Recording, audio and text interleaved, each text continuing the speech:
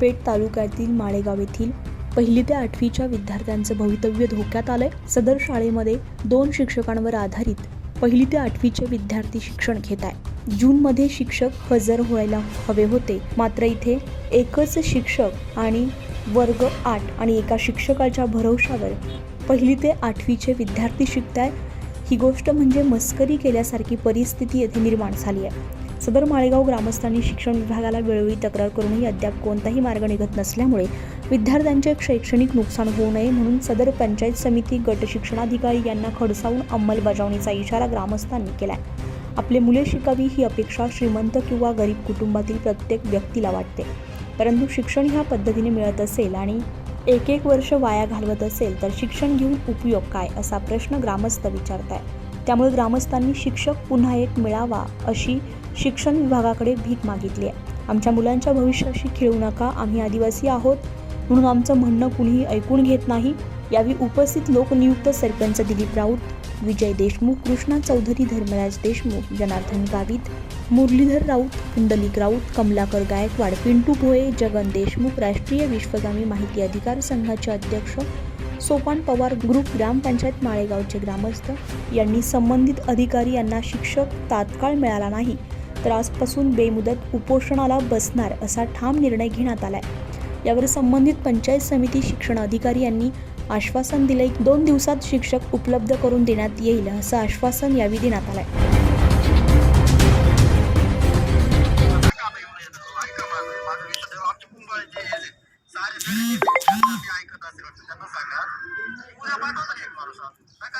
अहो पण मग आता तुम्ही काल सांगितले आम्हाला, एवढे 2 तास घालवले। नाही ना, पण मग तू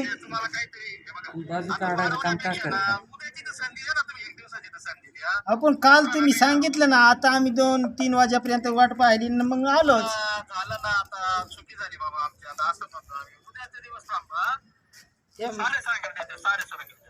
मॅडम पण अहो इथं आम्हाला बसून दिलं, त्या निघून गेल्या, असं राहतं का? त्यांची जबाबदारी नाही का? नाही जबाबदारी त्यांना त्यांचं घर म्हणजे घर प्यारी आहे का? आम्ही इथं आंदोलन करते आहेत, त्यांना थांबायला पाहिजे होतं थोडं। नाही ना,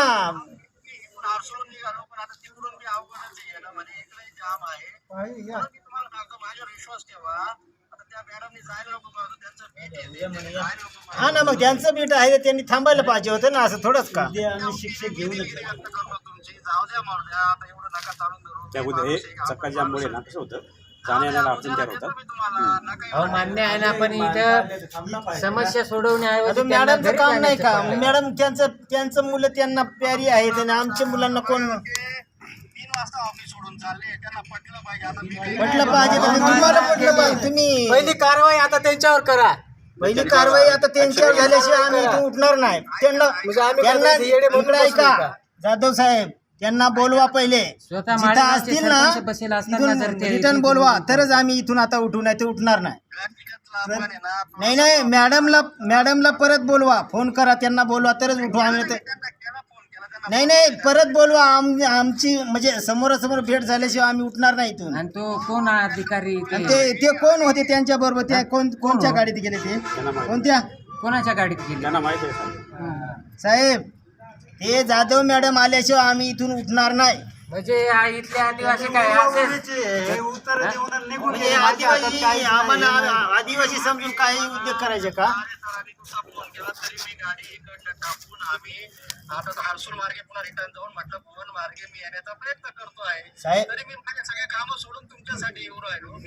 पण तुम्ही आले तरी आम्ही उठणार नाही, मॅडम आल्याशिवाय उठणार नाही आम्ही।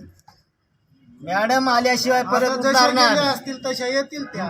तुमच्या कार्यालयाचे माणसंही बोलवा, आम्हाला जरा त्यांच्याशी बोलायचं आहे।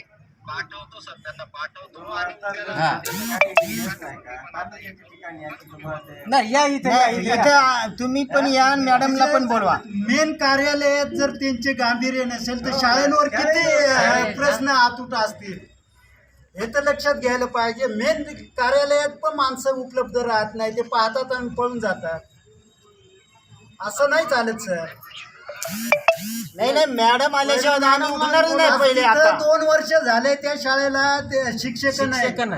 जे आहेत त्यांना पण पाहिजे असं प्रभावशाली नाही. तर आज त्या शाळेची काय अवस्था झाली. आज आम्हाला ते मुलं विचारतात का, एक तर आम्हाला ते जोड अक्षर वाचता येत नाही त्यांना. बरं, शाळा कोणती आहे? जिल्हा परिषद शाळा माळेगाव. माळेगाव. पण आहेत बरं का. बरं बरं बरं. आणि विषय कोणता आहे तुमचा? आमचा विषय एकच आहे. एक 1ली ते 8वी पर्यंत वर्ग आहेत. बरोबर. शिक्षक आहेत कार्यरत 2. बरं, ते पण तिथं पदवीधर एकही नाही.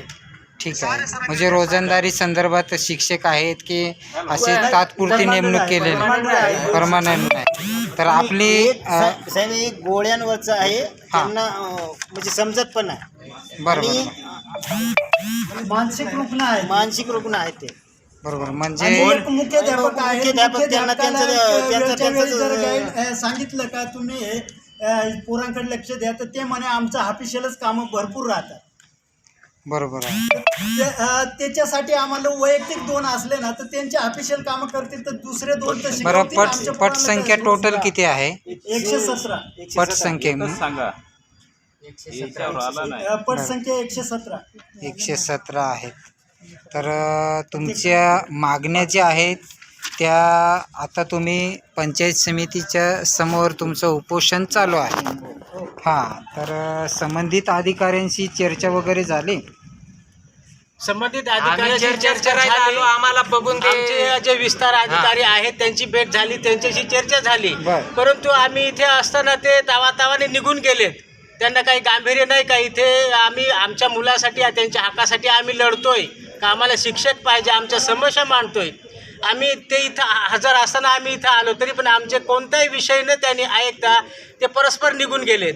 बरोबर. म्हणजे आमचे ह्या प्रशासनाला आमच्याविषयी आमचे जे त्यांना गांभीर्यच नाही का. आमच्या मुलांचं तर त्यांचं भविष्य, त्यांच्या मुलांचं त्यांचं भविष्य आहे. मग आमच्या मुलं आम्ही असेच वाळीवर सोडायचे का? किती वर्ष आम्ही हे सहन करायचं?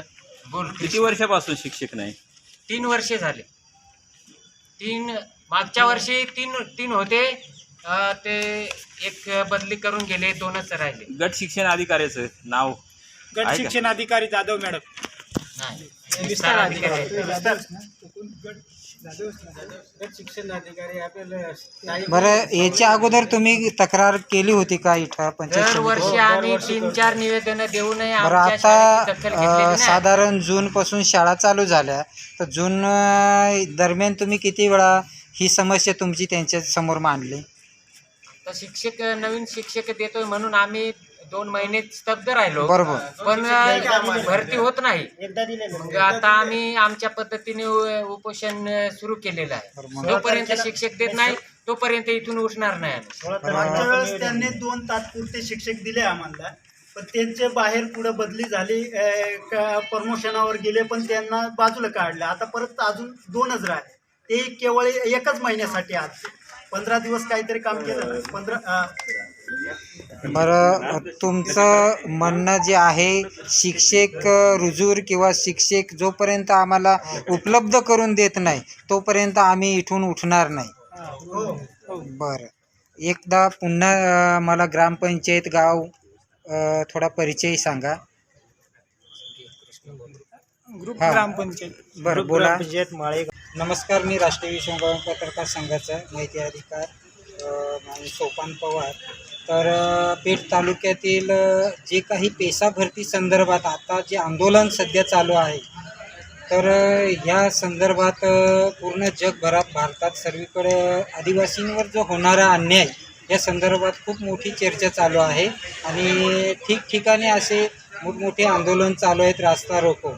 तर ते बघता हा दुसराच विषय पुन्हा एक समोर आला.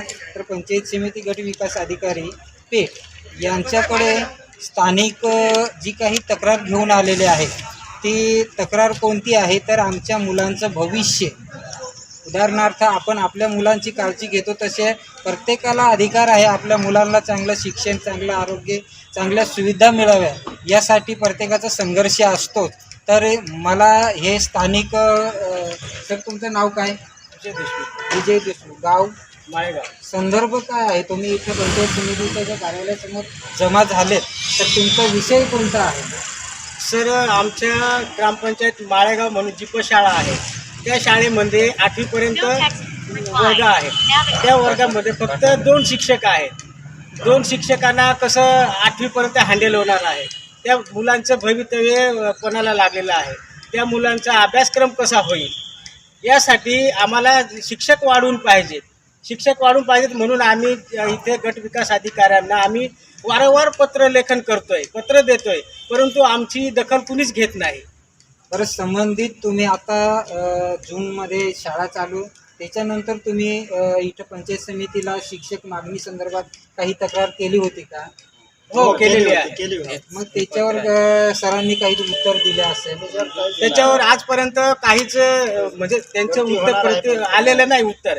परंतु आता जे आम्ही हे पत्र दिलं 16 तारखेला, तेव्हा साहेब कालच आले होते आमच्या शाळेवरती. तर त्यांनी आम्हाला आश्वासन दिलं की आम्ही शिक्षक देतोय आम्ही ॲडजस्ट करून, परंतु काही त्यांचा अजून रिस्पॉन्स आलेला नाही. म्हणून आम्ही आज या कार्यालयाजवळ आलो. बरं, तुमच्या मागण्या काय आहेत? जोपर्यंत शिक्षक मिळणार नाही किंवा शिक्षक उपलब्ध करून देणार नाही तोपर्यंत तुम्ही इथून हलणार नाही, हे तुमचं उपोषण चालू असेल? अगदी बरोबर. हो, आम्ही आतापासूनच उपोषणाला बसलेलो आहे.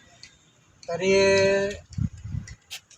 मला वाटतं शिक्षण अधिकारी हा गंभीर विषय आहे. या गंभीर विषयाचा तात्काळ निर्णय घेण्यात यावा, अन्यथा अजूनही वेगळ्या पद्धतीचं यांचं उपोषण चालू असेल किंवा आंदोलन चालू असेल तर आदिवासी एरिया आहे तालुका, आणि या तालुक्यामध्ये आदिवासींवर होणारा अन्याय तसं तर बघितलं तर खूप काही विषय आहेत.